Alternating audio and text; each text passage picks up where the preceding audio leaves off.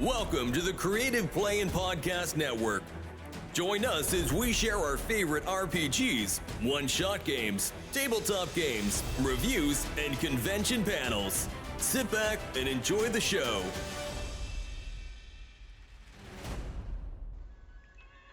Hi, this is Kelly, aka Trixie from Ragnarok and Roll, assigned to Ragnarok Story, and Tilda Wimblewick from D&D Journey of the 5th Edition.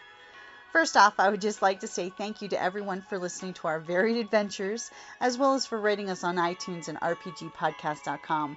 If you haven't rated us yet, we would greatly appreciate it if you could. And if you're looking for more ways to support our efforts, we are now on Patreon, a great site where you can help us continue making more podcasts, as well as some special surprises for our patrons. If you can, please look us up at www.patreon.com/cppn. Every little bit helps. And again, thank you for listening. Hey guys, Jim here with Creative Play and Podcast. And Kelly. And Kelly. We are here for RPG A Day 2024.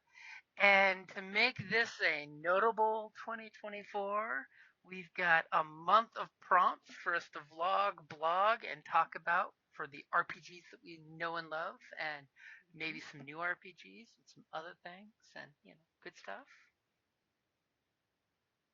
Yep. So, for today, Kelly, what is the topic? The topic for today is notable non-player character. Dun, dun, dun, dun. Now, you mentioned one in a previous episode, Darwin. And yeah, he's quite the character, but I am going to call out two of them. Well, technically one of the two is actually a group. So the ones that I'm gonna mention are Splug, the Goblin. So when we did the first time when we did the Mines of Fendelver, and you go up against goblins at one point. So instead of killing this one goblin, he was the last one remaining. She was a fight. No, was she a paladin? She was a fighter. If you're talking about Lady Corlin. Yeah. So we decided to keep the goblin alive, and then we kind of made him a retainer, and Lady Corlin gave him a bath and cleaned him up and made him wear velvet, and he was not too happy about it, but secretly he was. And then he just made a grumpy. More importantly, towards the end of the season, Splug learned that there's a magic carpet that has coins every morning. Exactly. Because she used to do the old servant's test of leaving a coin under the carpet, and unfortunately, Splug thought it was a magic carpet that left coins every morning. But we liked Splug, so it was okay. And then we got another goblin. Oh God, what was the other goblin's name? I can't remember later on. And that one didn't even pretend not to like it. They were all in, and it's because we were nice to them for the most. They didn't have hobgoblins beating them up and kicking them and just treating them horribly. We were nice. We gave food. You actually fed them and protected them, Mm-hmm. So Splug was an adorable character, and the voice you did just made it that much cuter. The next one that I was going to mention is also a similar type of thing. Is my sprites. No, not the sprites, no. I know. Oh my God, I love the sprites. And so, in a previous day, I forget which day it was, I mentioned my sign of Loki, and she had to go into a vault and steal something. which she did. What I didn't mention was that she opened it. And inside was a little box, and when I opened the little box, these sprites, these like little glowy balls of light almost, um, popped out. And of course, they had the cutest voice voiced by you. I just love them, and what a sweet tooth that they had. And oh my God, okay, hold it. I remember that this has been a while. I'll have to look it up. But Manny, Mo, Jack, and there was one more. What was their name? You need to go over to Scion, Ragnarok and Roll, a Scion I Hero to know. God story, and re-listen to that session. Exactly. But they were adorable, and you did the Took voice. I did So the James Marsters Took voice from the audiobooks Dresden Files. With yes. the valor that the voice like this, so yes, you had your own sprite squad. I know, and I just love that so much. I can't help it. It's so adorable, and every time it would just make me just And, love those little guys. and the best thing was in the backstory for the game, you had the box, the wooden box covered in runes that had the Rhinegold ring, which was Hmm. following the whole story based on the classic, Vedas and the Rhine Maiden, that the bad guys put the sprites in the box basically as an alarm system because if any asshole stole the box and opened it, you'd have four sprites running around causing mayhem. Yeah, Instead, Loki's daughter opens the box and she bonds with the little chaotic minions, you'd which be was surprised perfect. what Candy can accomplish. Because here the plan was, okay, if you do open the box, you have these sprites with paralyzing weapons.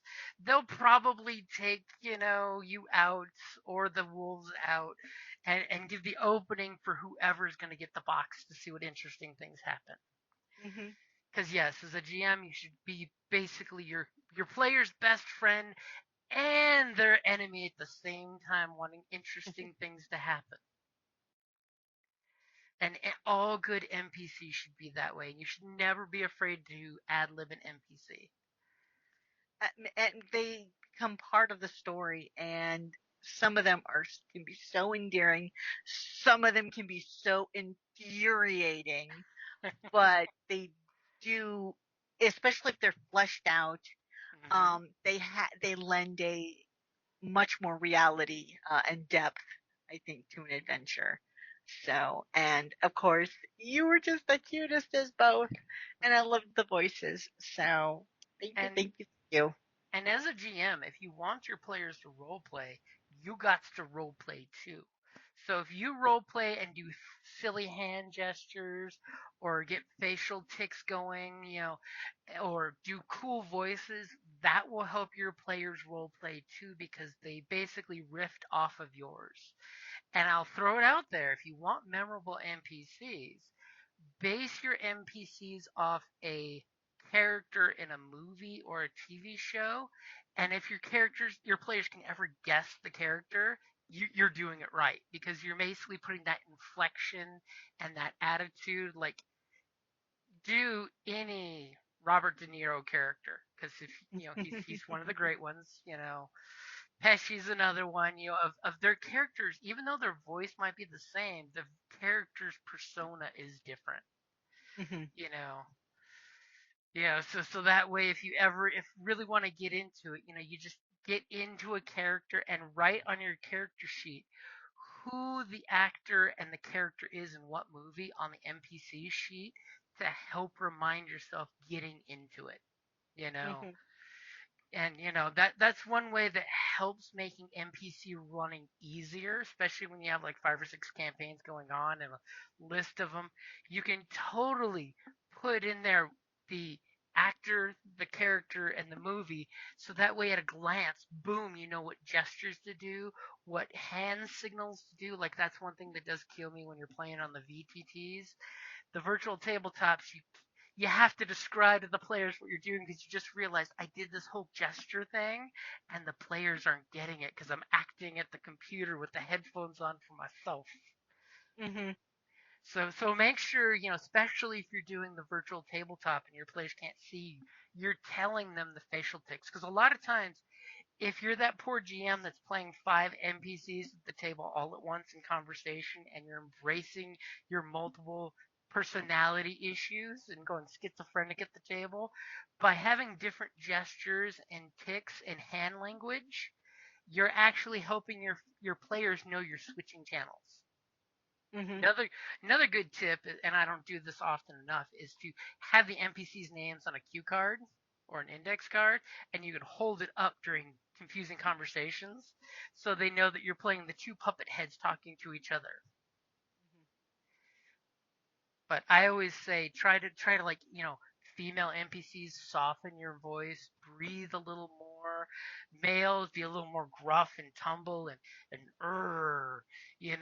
so that way it comes across. And if you're something special about the character, you can tag into that will really help. Like Mem Darwin always had a slight Irish hint to his accent. And Splug is really a goblin taken from an old D&D module, but just in name, and the fact that he likes the player group because they give him gold coins. And basically you make Splug as this really excited, what if a goblin was raised like a halfling, and got to embrace the good stuff like good booze instead of rotten swill. When the hobgoblins only give you grog, you've been given wine by the nice noble lady. Maybe Mm, it's worth hanging around them. They pay better. they feed you. And you can always murder them later. I mean, No. I and love like, dog. I don't want to have to kill you. yeah. And for my pick for NPC, it's actually kind of funny because we ended up picking the same campaign, technically. Oh, But my favorite NPC, and in other RPGs, I will totally steal the persona and the character and the likeliness, but it's Loki, Loki. the god of mischief, or maybe just an asshole. Because depending on how you play him, he can just be this hee hee hee imp of a mischievous character, or he can be a full blown, broken hearted, getting his pain out by inflicting pain on other kids type of adult person. Yeah. Well, if you Depending. ask his daughter, Trixie, my character, he's an asshole. And so many RPGs embrace the Norse gods, which is great. Like even if you look at Palladium books, they have the for Rifts and basically any of the RPGs they've got the Norse pantheon written out. And one of the best jokes I loved in the writing in there is they say his best trick of all is he convinced the comic book company to give Thor long flowing blonde locks. Which he didn't have. Which, of course, if you're a traditionalist, Thor's always described as this rough, tumbled redhead with a big burly man beard and big burly features, not Thor from Marvel Universe. He's got very fair features with long flowing Sith-like locks. And Sif, who there's myths about how her golden locks were Mm-hmm. cut off by Loki, and then she had to get the dwarves. The dwarves made like a spun gold Uh-huh. replacement for her, and in the comic book, she's a brunette. Yeah. I mean, So Sif of the golden hair is a I, brunette. I mean, if it helps in the comic book, at one rendition of it, they did write in that when her hair was cut, and you could totally see the folks from Tangled took this one. Once her golden, magically beautiful hair was cut, it grew back black. Ah, okay. So just like in Tangled, when Rapunzel's hair is cut, it no longer is magical and gold. It Yeah. comes back as black. So there is that caveat that they've used, but Loki is such a fun character that even if you don't use Loki per se, like if you're doing a D&D where you have the God of Masks, Loki is a great NPC archetype to use because if you look at the old Norse stories, like in the earlier ones when Odin and Loki are blood brothers in the old stories, he's this young, mischievous Puck-like character. He's very, he's not as strong and aggressive as the rest of them, so he uses his wits, which Odin is a trickster god as well. And Odin appreciated the wit that Loki had and the wiles that he could use. I mean, and that's one reason why Loki's character continues on in all the ancient stories, is because even though he screwed up, he made amends somehow, which is always a great, archetype for your players of even though they screw up, because of dice rolls probably, you can always try a trickery like Odysseus was another great one at it that uses trickery to make amends. You know, come on, we know there's some Loki stories I'm thinking channeled in the Odyssey when they go to the Cyclops and they say, "What's your name?" "Nobody. My Mm-hmm. name is Nobody." You know, so trickster NPCs are great because not only can they help the players, like Memdawin was helping our dear rogue there try to beat an NPC that was 8 levels higher than she was and known for killing people with his spike chain, by saying, "Why don't you drug him? If you drug him, coup de grace comes easily." Yeah. And it didn't hurt that he wanted to get rid of that guy too. So it is okay to have NPCs out there that their goal aligns with your players, which makes it easier to play the NPC because it's like, well, here I am, this old woman who wants to help you, when in fact I'm the hag in the woods that you'll later on have to deal with. But right now we want to get rid of the same guy, you know. So this noble, who's a bad guy, who's against the players, happens to also be financing loggers aiming towards her woods. Later on, you'll see the hag again, but and now it becomes a great recurring NPC. Mm-hmm. And that's a great way to get your players buy-in, is by having notable NPCs that, The Volvar witches, oh, the so Volvo from the witches. same ones, and Oh, that was great. We had some sister frost giants who were oppressed by the boys' club of the frost giants, which I totally threw that out there because when 3/5 of the group are females, you totally should embrace the, hey, fellow sisters, the misters are being jerks. So the Volva witches and the Volva witches liked Trixie's style mm-hmm. because they were mercenaries working for the highest bidder, but when they saw this scion trick them, they're just like, ah, we like you. You're a woman in a male scion dominated world, and you used your wit to trick us. We Mm-hmm. respect the player for the game. Yeah, and then they're like, "Oh, let's corrupt her." And then they could say other things like, "Hey, dearie, when you come for tea at the auction later on, Oh, don't win the bid." yeah. So, yeah, and that of course brings us back to Loki. One of my scions is broken by him. His daughter. I mean, she's pretty much, that campaign kind of broke her. Well, that wasn't Loki's fault. He gave you a briefcase full of money, Oh, which is always a good dad, and yeah, said, "Here's a vacation for all of your friends," which is also a great dad. And then he said, "I want you to go to the auction and win the item, but don't win the item." yeah. Which, okay, what am I supposed to do with that? This Bakey McBagerson spiel, plus, so this, as a result, between all the different tasks that dear old dad gave me that I apparently completely failed at, now she fully believes that Ragnarok is entirely her fault.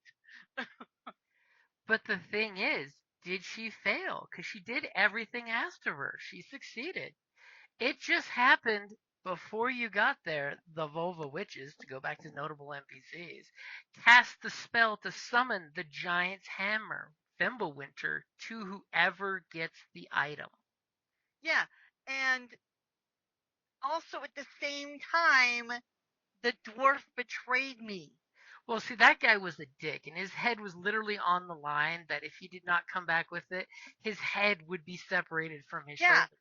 So you combine all of this, and you get.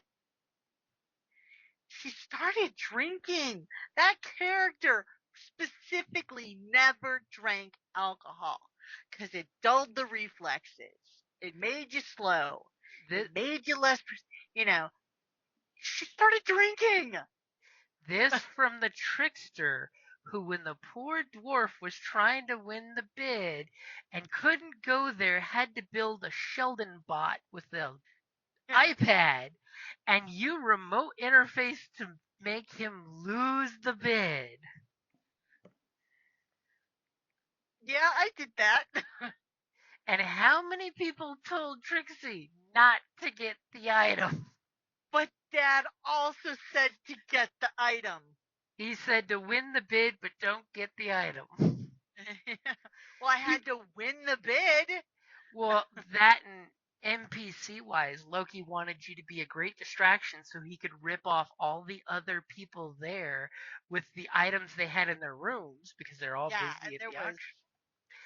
that was quite the, And he wanted you to drive the price up, so if anyone did win it, they were paying a king's ransom for it just to screw him over. Mhm. Yep. And then you won the bid. So, yeah, and then I won the bid. But because the dwarf betrayed me, he took the item, and yeah.